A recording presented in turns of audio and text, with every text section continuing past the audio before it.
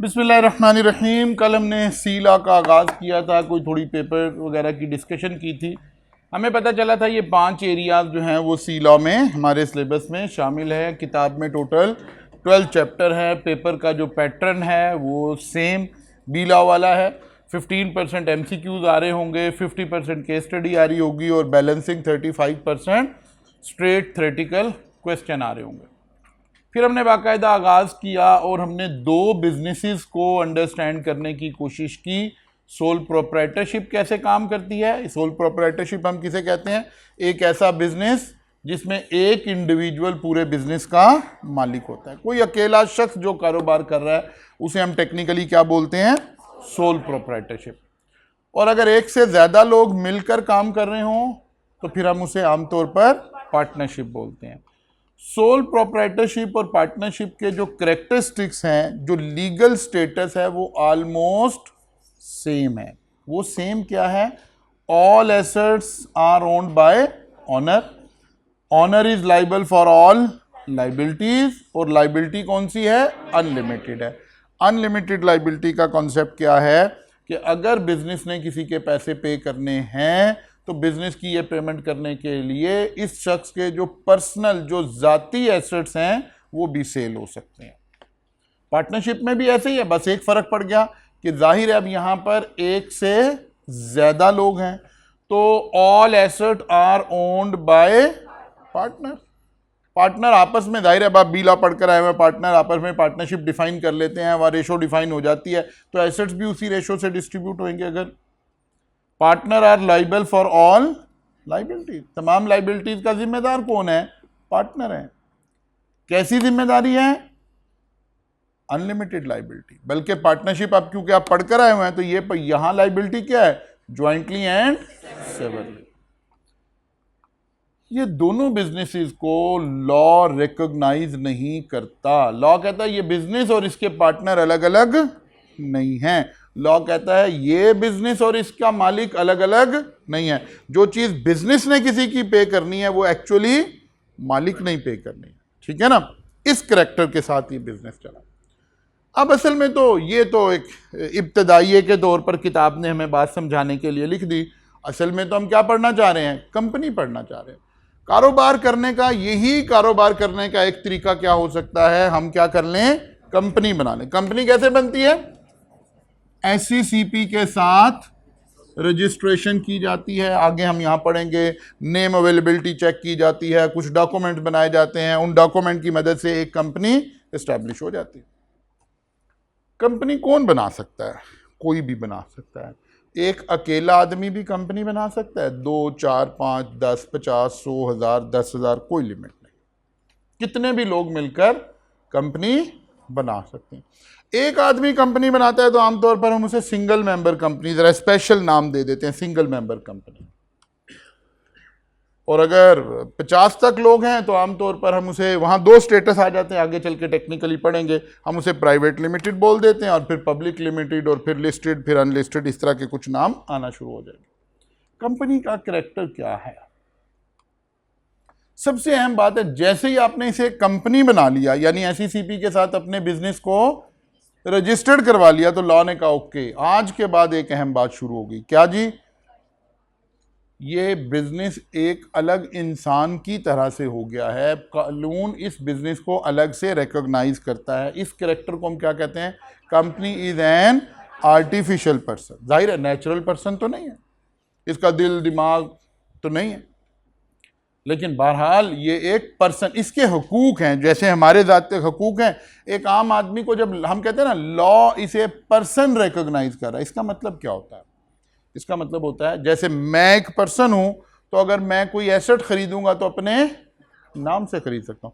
कोई घर मेरे नाम पे हो सकता है, कोई गाड़ी मेरे नाम पे हो सकती है, कोई बैंक अकाउंट मेरे नाम पे हो सकता है। यही काम यहां पर अब हो सकता है।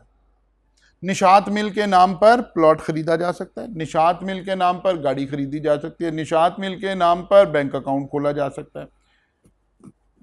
जिसके पास ये इख्तियार हो हम उसे क्या कहते हैं? Artificial person. ये पर्सन रिकॉग्नाइज कर लिया आपने। और ये जो बिजनेस है, इसके जो मेंबर्स हैं, इसकी लाइबिलिटी क्या है? Limited liability. What is the concept of limited liability? Limited liability का कॉन्सेप्ट है, फर्ज किया इस कंपनी में 3 लोग हैं, ठीक है ना, ये 3 लोग हैं कंपनी में। अब हम इन्हें पार्टनर नहीं बोलते बल्कि इसे क्या बोलते हैं, मेंबर्स या शेयर होल्डर, ठीक है ना। अब 2 अल्फाज आते हैं कंपनी के लिए, या इसको क्या बोलते हैं, मेंबर ऑफ द कंपनी या शेयर होल्डर। 3 शेयर होल्डर हैं जी, फर्ज कर लें तीनों ने 10-10 लाख रुपया लगाकर एक कंपनी बनाई, तो कंपनी में कितना पैसा आ गया, 30 लाख रुपया आ गया। आपने अकाउंटिंग पढ़ ली जाहिर है, और आपने देखा यहीं से डे फर्स्ट से एक अकाउंटिंग इक्वेशन इस्टेब्लिश हो गई ना, अकाउंटिंग इक्वेशन इस्टेब्लिश हो गई। कंपनी में कितने पैसे आ गए, 30 लाख आ गए। अब कंपनी ने इसी से ही कोई एसेट खरीदने हैं, इसी से कोई कारोबार, सारा काम तो इसी से चल रहा है। अगर कंपनी को कभी कोई नुकसान हो गया, कंपनी ने कोई लोन लिया, कोई और बिजनेस में लॉस हो गया, तो और लॉस ज्यादा हो गया, 30 लाख की बजाय 50 लाख का हो गया। अब जब हमने एसेट बेचे, अभी हम ऐसे हाइपोथेटिकल बातें कर, हमने जब एसेट बेचे तो जाहिर है एसेट पुराने हो गए हुए थे ना, ये 30 लाख वाले एसेट भी 30 के भी ना बिके, 20 लाख के बिके। लोगों के कितने पैसे देने हैं, 50 लाख रुपए। शॉर्टफॉल कितना आ गया, 30 लाख आ गया। अब ये पैसे कौन देगा, इन मेंबर्स में से कौन देगा, ये देगा, ये देगा, ये देगा, कोई भी नहीं देगा। This concept is called limited liability concept. किसकी लाइबिलिटी लिमिटेड है, मेंबर्स की। कंपनी की लाइबिलिटी भी लिमिटेड है कि नहीं, किसी की लाइबिलिटी लिमिटेड है कि नहीं है, ये कैसे पता चलता है, अगर डेट को रिटायर करने के लिए, लोन उतारने के लिए अगर उसके एसेट बेच दिए जाए तो हम कहते हैं अनलिमिटेड लाइबिलिटी। तो कंपनी के तो एसेट बेच दिए हमने, कंपनी के नाम पे तो जो कुछ था सब कुछ बेच दिया है, इसका मतलब है liability of the company is unlimited, where as liability of its member is limited. तो जब हम कहते हैं लिमिटेड लाइबिलिटी है, इसीलिए लोगों को पता रहे कि अब मैं जिस इदारे से काम कर रहा हूं इसकी लाइबिलिटी क्या है, लिमिटेड है। इसीलिए कंपनी के नाम के साथ लफ्ज अटैच कर दिया जाता है, जैसे भी मैंने बोला निशात मिल्स लिमिटेड। ये लिमिटेड यही बताने के लिए लिखा गया है साथ में कि काम करने वाला आदमी, कंपनी को लोन देने वाला आदमी, उसे पता हो कि क्या इसकी लाइबिलिटी क्या है, लिमिटेड है। अब क्या हुआ जी, कंपनी ने 20 लाख रुपया जिनका देना था वो दे दिया, और जिन्होंने बाकी के 30 लाख थे वो क्या हो गए, ज़ाया हो गए। लेकिन ये जो मेंबर्स ऑफ द कंपनी हैं, ये बड़ी बड़ी गाड़ियों में भी फिर रहे हैं, बड़े बड़े घरों में भी रह रहे हैं, और एक आम इंसान कह रहा है कि देखो यार हमारे मुल्क का क्या निज़ाम है, ये देखो इन्होंने लोगों के पैसे नहीं दिए और इतने बड़े घर में रह रहे हैं, कानून इसे पकड़ता नहीं है। नहीं, कानून है ही यही, कानूनन इन्हें पकड़ा जा ही नहीं सकता, बिकॉज ये बिजनेस कैसे कर रहे हैं, लिमिटेड लाइबिलिटी के साथ बिजनेस कर रहे हैं। कंपनी बनाने का सबसे बड़ा फायदा ही ये है कि आपकी लाइबिलिटी क्या हो जाती है, लिमिटेड। जो पैसा आपने बिजनेस में लगा रखा है वो तो जाया हो जाएगा, लेकिन वो जो सारी जिंदगी की जमा पूंजी है, अभी जब हम यहां खड़े थे तो हम कह रहे थे कि अगर कोई मिसहैप हो गया तो सारी जिंदगी की जमा पूंजी जा सकती है। वो जो पिछले 20 साल में इस कारोबार से पैसे कमाए थे, और कोई घर बनाया था, कोई बैंक बैलेंस बनाया था, कोई गाड़ियां पर्सनल नाम से खरीदी थी, वो सब बिक सकते हैं अगर पैसे रिटायर नहीं हुए तो। सबसे बड़ा फायदा कंपनी बनाने का क्या है, लिमिटेड लाइबिलिटी का कॉन्सेप्ट है। तो कंपनी बनाई जनाब, सबसे अहम बात आई कि ये आर्टिफिशियल पर्सन कहलाई, और इसके मेंबर्स की लाइबिलिटी लिमिटेड हो गई, separate from its member. Company is treated as separate from its member. Company अलग है और इसके मेंबर अलग हैं। कंपनी के अपने लीगल राइट्स हैं। क्या राइट्स हैं, ये अपने नाम से एसेट खरीद सकती है, अपने नाम से बैंक अकाउंट खोल सकती है, अपने नाम से एग्रीमेंट साइन कर सकती है, ठीक है ना, अपने नाम से एग्रीमेंट साइन कर सकते हैं। इसी तरह कंपनी की अपनी लाइबिलिटीज हैं। कंपनी ने जो लोन दिया है वो कंपनी ने पे करना है, मेंबर ने पे नहीं करना। इसीलिए अगर कंपनी पे नहीं कर रही तो कंपनी के एसेट बेच दें आप, मेंबर के एसेट नहीं बेच सकते। तो कंपनी के अपने लीगल राइट्स आ गए, कंपनी की अपनी लाइबिलिटीज आ गई।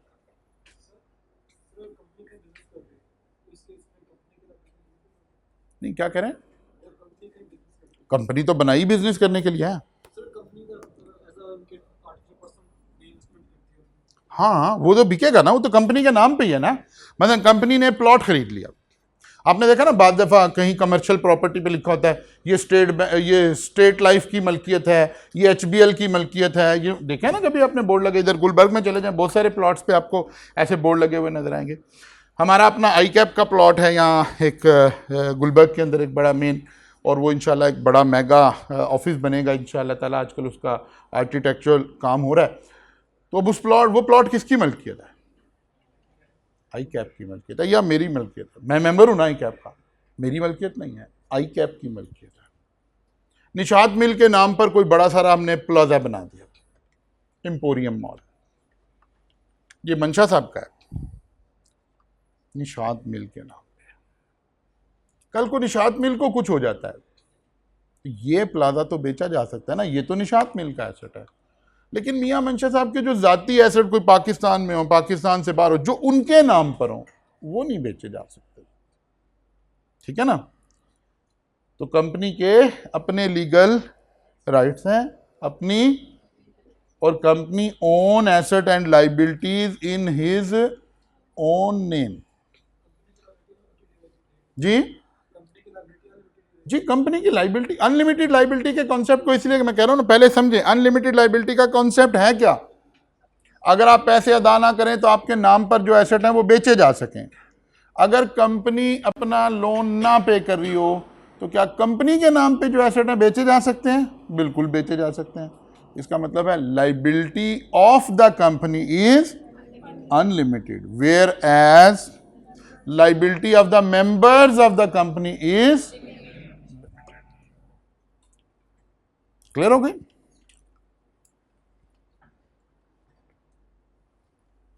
इन छोटे छोटे कैरेक्टरिस्टिक्स को और थोड़ा आगे लेकर जाते हैं। Debts and liabilities. Company is liable not its. Company ने लोन लिया है, कंपनी जिम्मेदार है। एग्रीमेंट किसने साइन किया? कंपनी ने साइन किया। कंपनी की बिहाफ, कंपनी के अपने तो कोई हाथ पांव नहीं है, कंपनी की बिहाफ पर इसके डायरेक्टर, चीफ एग्जीक्यूटिव ये साइन करेंगे, but they are signatory on behalf of company, they are not personally liable. Company is liable not its owner. Ownership of assets, company own its own assets. जब company बन गई, गाड़ियां खरीदनी है तो किसके नाम पे? कंपनी के नाम पे। प्लॉट खरीदना है तो किसके नाम पे?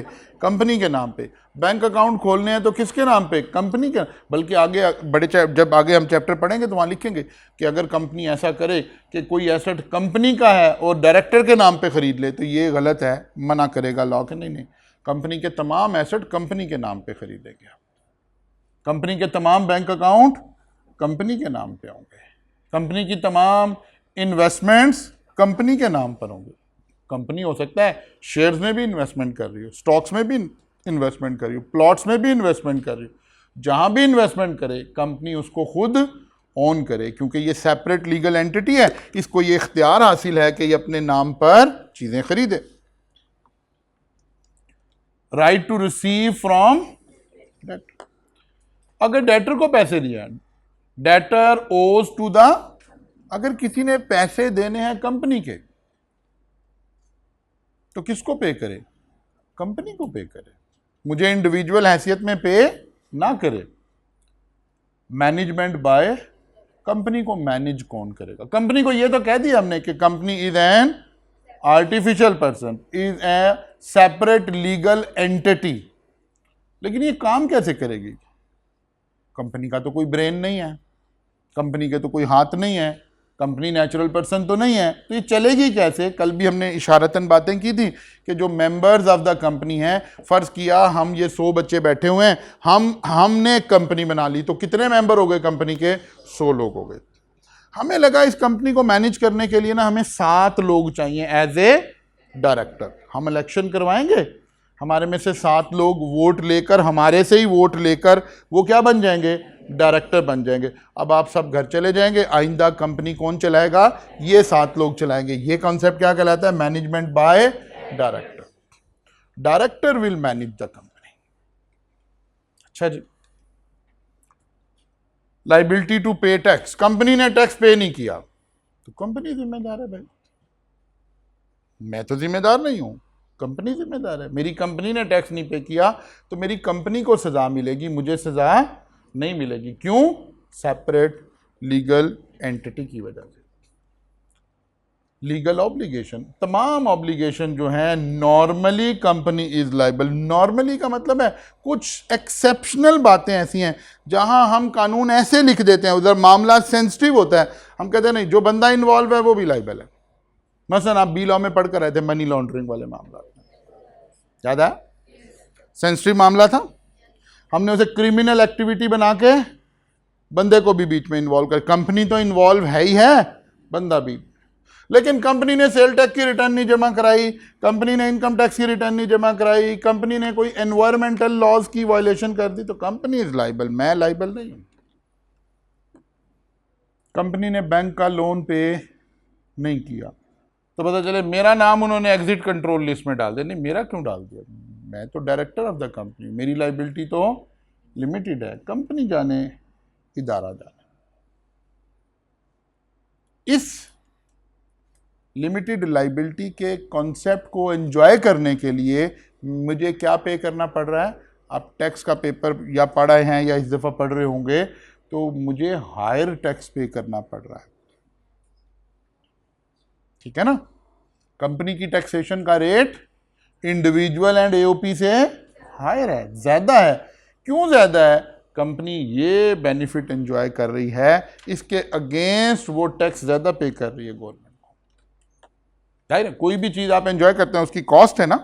तो लिमिटेड लाइबिलिटी की कॉस्ट क्या है? लिमिटेड लाइबिलिटी की एक कॉस्ट आती है एसईसीपी की फीसिस और वो सारे मामला। कभी आपने I2B में पढ़ा था कंप्लाइंस कॉस्ट, एक लफ्ज वहां पढ़ा था, कंप्लाइंस कॉस्ट। कंपनी को ऑडिट भी करवाना पड़ेगा, फलां भी करना पड़ेगा, हम ये सारी चीजें बर्दाश्त कर रहे हैं। क्यों? ताकि हमारा बिजनेस ऐसा रिस्की ना हो जाए जैसा ये बिजनेस है, ठीक है ना? इस बिजनेस में जो रिस्क था, क्या सारी जिंदगी जो कमाया किसी भी वक्त जा सकता है। अब अगर इस बिजनेस में कोई फ्रॉड हो गया तो मेरा नाम एग्जिट कंट्रोल लिस्ट में डलेगा, मैं पकड़ा जाऊंगा, मैं जिम्मेदार हूं, मेरे एसेट बिकेंगे। लेकिन जैसे ही मैं कंपनी में कन्वर्ट हुआ, मैं जिम्मेदार नहीं हूं, मैं ये सारे बेनिफिट एंजॉय कर रहा हूं। ठीक होगी बात? ये एक ओपनिंग पैराग्राफ के तौर पर किताब में ये बात लिखी हुई है। ये किताब की रीडिंग आ जाती है, मैंने अपनी सारी स्लाइड में बुक की रीडिंग को बिल्ट इन किया हुआ है ताकि आपको कोई चीज़ घर जाके अलग से कोई सरप्राइज ना मिल रहा हो। तो हेडिंग 1.1 में लिखा हुआ है company as an artificial legal person. A sole trader is an individual who owns and run his or her own business. The law does not recognize the business. Law recognizes only individual who run it. The individual is liable for the debt of the business and is also personally liable for any breach of the law by the business. कोई भी law breach कर रहा है, environmental law, taxation का law, कोई भी law, तो who is responsible? Person is responsible, because law ने इस बिजनेस को रिकॉग्नाइज किया ही नहीं है, मानना ही नहीं है, ठीक है ना? उसके मुकाबले में एक पैराग्राफ आ गया partnership. Partnership is a group of individual who own and run their own business. Each partner usually contribute capital to the business.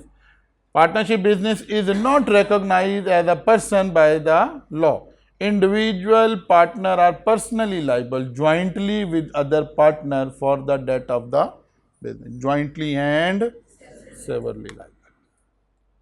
Unlike sole trader and partnership, company is a legal person separate from its owner. This is called doctrine of corporate personality.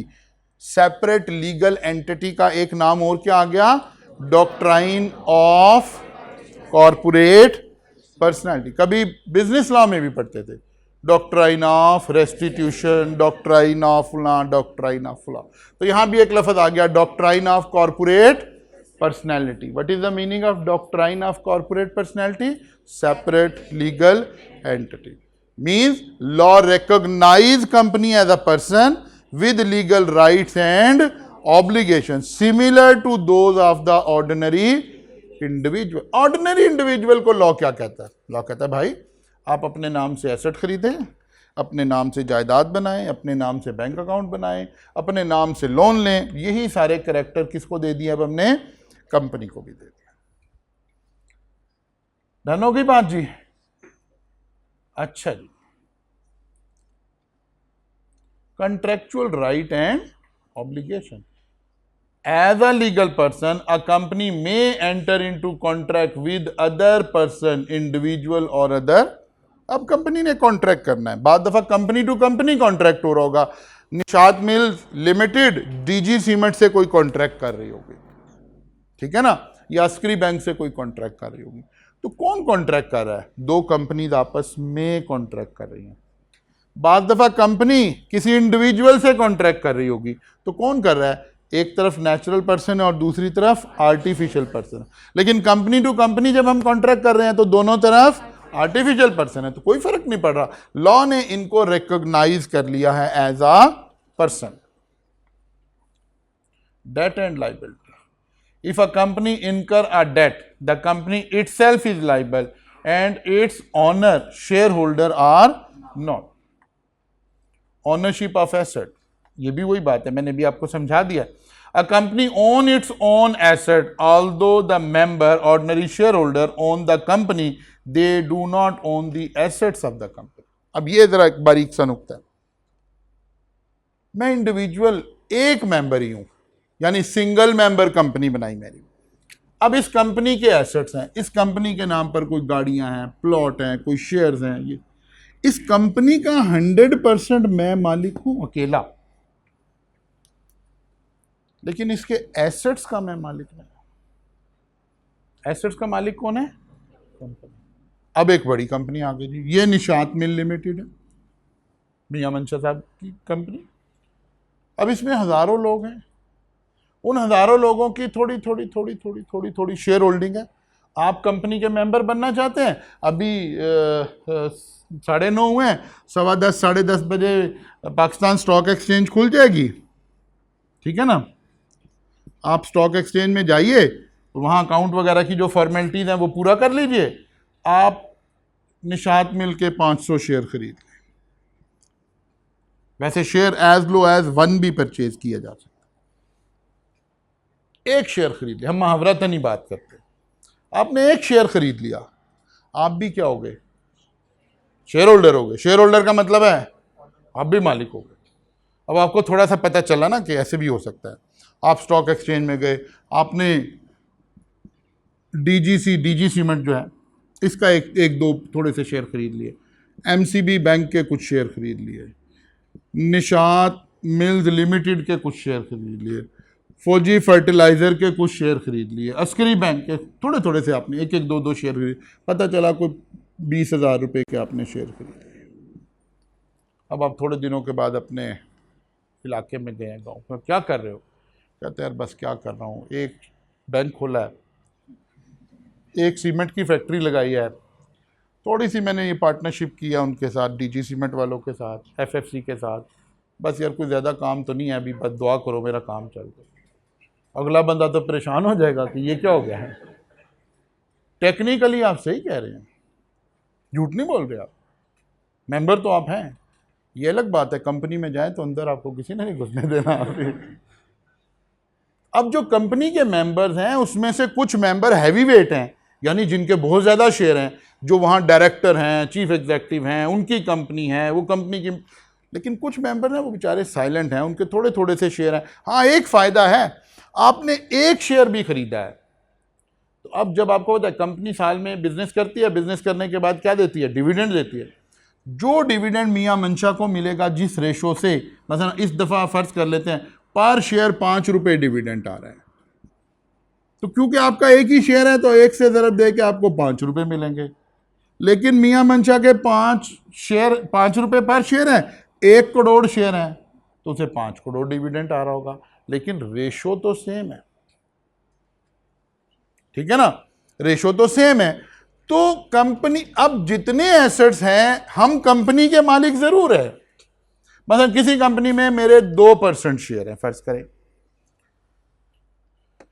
तो मैं उस company का 2% का मालिक हूं, लेकिन मैं company के किसी भी एसेट का मालिक नहीं हूं, बल्कि कंपनी के तमाम एसेट्स का मालिक कौन है? कंपनी खुद है। Right to receive from debtors, the debtor of the company owes the money to the company and not to its order. लोगों ने पैसे किसके देने हैं? कंपनी के देने हैं, हमारे नहीं देने। Management by, company is manage by their director who should be member of the company as well with a few exception. आगे एक्सेप्शन आगे चल के पढ़ेंगे, अभी तो एक ओवरव्यू ले रहे हैं। In small companies share holder and director में बी द सेम इंडिविजुअल। जैसे राइज एक कंपनी है ना, तो हम इसके 5-7 ही मतलब हम हैं, हमारी बेगमात हैं, बस ये लोग हैं जो डायरेक्टर्स हैं राइस के, यही मेंबर हैं, यही डायरेक्टर हैं। तो ज़ाहिर कंपनी का साइज़ छोटा सा है। लेकिन निशात मिल में ऐसे नहीं है, डीजी सीमेंट में ऐसे नहीं है, बैंक ऑफ पंजाब में ऐसे नहीं है, फौजी फर्टिलाइज़र में ऐसे नहीं है, एंग्रो में ऐसे नहीं है, पीएसओ में ऐसे नहीं है। यहाँ तो हज़ारों की तादाद में लोग शेयर होल्डर हैं, रोज़ लोग शेयर खरीद रहे हैं, बेच रहे हैं। अच्छा जी, the director might hold a small proportion of the share or even not share that all. ये डायरेक्टर के चैप्टर में डिटेल में पढ़ेंगे। लाइबिलिटी टू पे टैक्स, ये भी अभी हमने कहा कि कंपनी की लाइबिलिटी है।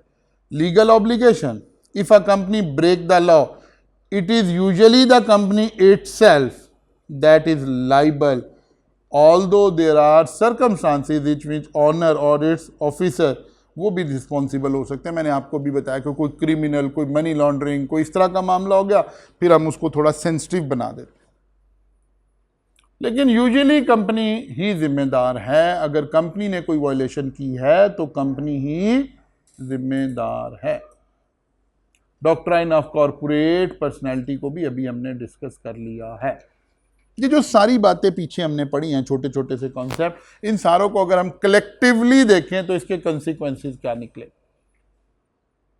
वो कहते हैं कंसिक्वेंस ऑफ सेपरेट पर्सनैलिटी के क्या नताइज निकले। अब जरा इसको फिर बारीकी से देखते हैं। Limited liability of the owner of the business means member of the business. Limited liability किसकी है? लिमिटेड लाइबिलिटी किसकी है? मेंबर्स की है। Separation of ownership from, ownership किसी के पास है और कंट्रोल किसी, मतलब मेरे पास कंपनी की ऑनरशिप है, मैं मालिक हूं, मैंने शेयर खरीदे हुए हैं, लेकिन कंपनी पे कंट्रोल मेरा नहीं है। कंट्रोल कौन करेगा कंपनी को? डायरेक्टर्स कंट्रोल करेंगे। मैनेज कौन करेगा? डायरेक्टर करेंगे। अच्छा जी, transfer of ownership and perpetual, अब ये एक लफ्ज ऐड हुआ। कहते कंपनी बनाने का एक अहम फायदा ये हुआ है कि अब हम ट्रांसफर ऑफ ऑनरशिप कर सकते हैं, और इतनी आसानी से कर सकते हैं, इतनी आसानी से कर सकते हैं कि फ़र्ज़ किया आपकी क्लास तो ज़रा टाइमिंग अब ऐसी है कि इस वक्त स्टॉक एक्सचेंज खुली नहीं हुई। स्टॉक एक्सचेंज कोई 10:15 बजे खुलना शुरू करते हैं। अब फ़र्ज़ करें मैं आपको लेक्चर पढ़ा रहा हूँ, तो मैं लेक्चर पढ़ाते पढ़ाते ही मैंने स्टॉक एक्सचेंज से कुछ शेयर खरीद लिए या बेच दिए, आपको पता भी नहीं चला, मैं पढ़ा भी रहा हूँ। इतना आसान हो गया ऑनरशिप को ट्रांसफ़र करना। लेकिन अगर कोई मेरी इंडिविजुअल दुकान है जिसका मैं अकेले का मालिक हूँ, सोल प्रोप्राइटर हूँ, तो आपको लेक्चर पढ़ाते पढ़ाते दुकान बेच सकता हूँ? उस दुकान के लोग इतने कंफर्टेबल खरीदार भी नजर नहीं आएंगे। एक बात। दूसरा एक लफ्ज आगे लिखा हुआ है परपेचुअल सक्सेशन, यानी कंपनी जो है इसकी लाइफ क्या होगी? Unlimited, for ever. ठीक है ना, कंपनी की लाइफ क्या होगी? Unlimited, for ever. हाँ, हम कंपनी को खुद ही, वो चैप्टर 12, हम खुद ही कंपनी को क्या कर दें? डिसॉल्व कर दें, फिर कंपनी की लाइफ क्या हो गई? खत्म हो गई। अगर कंपनी के मेंबर फोर्थ भी हो जाएं तो उनकी जगह उनके लीगल हेड्स आते जाएंगे। इसीलिए आप देखिए, नेस्ले की लाइफ देखिए, कोक की लाइफ देखिए, तो हज़ारों सालों से कुछ कंपनीज आपको नजर आएंगी। आगे चलेंगे तो एक कंपनी का जिक्र भी करेंगे कि दुनिया की सबसे पुरानी कंपनी कौन सी। तो कंपनी की लाइफ क्या है? परपेचुअल सक्सेशन, यानी कंपनी एक परपेचुअल एंटिटी का नाम है। हम खुद इसे ख़त्म करेंगे तो करेंगे, लेकिन जो इंडिविजुअल्स हैं वो तो परपेचुअल नहीं है।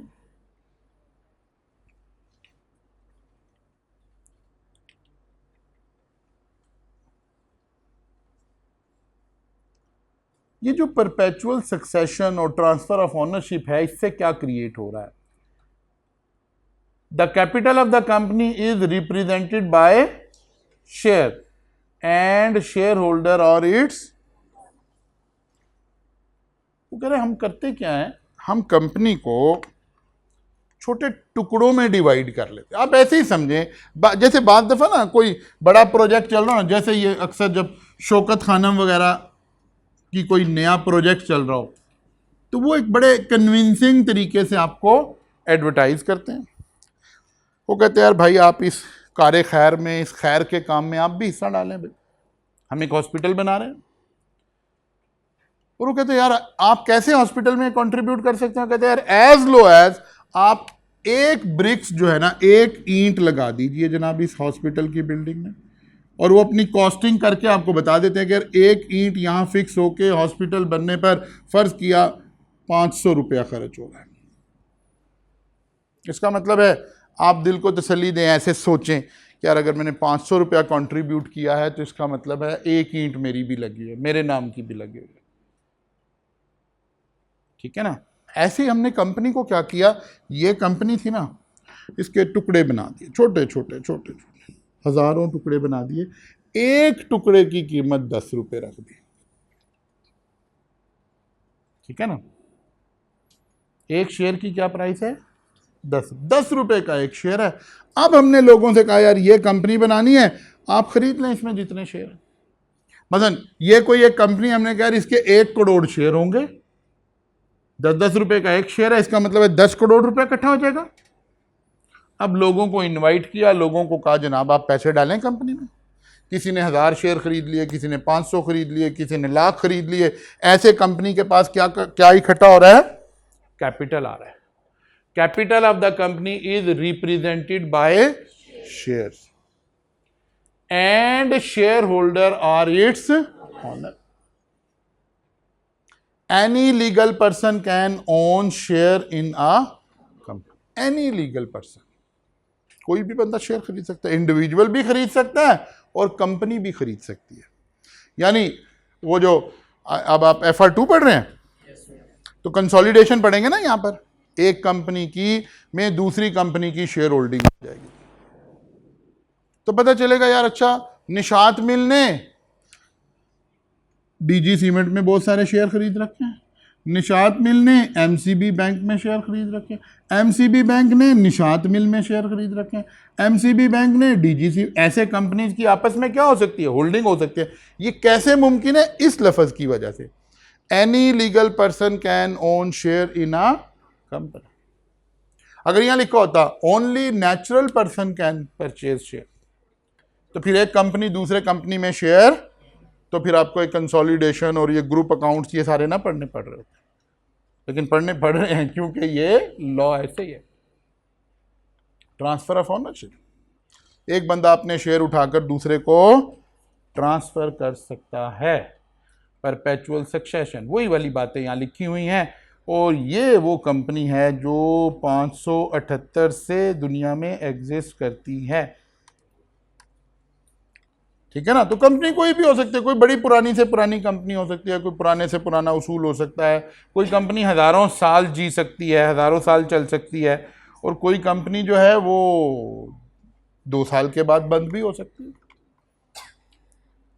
कल चलेंगे इंशाल्लाह ताला। स्लाइड नंबर 14 तक हम पहुंच गए हैं। आपने कोशिश करना है रोज़ाना का काम रोज़ाना करते जाएं। ये नोट्स मैंने आपको सेंड कर दिए ग्रुप में। कल मुलाकात होगी इंशाल्लाह।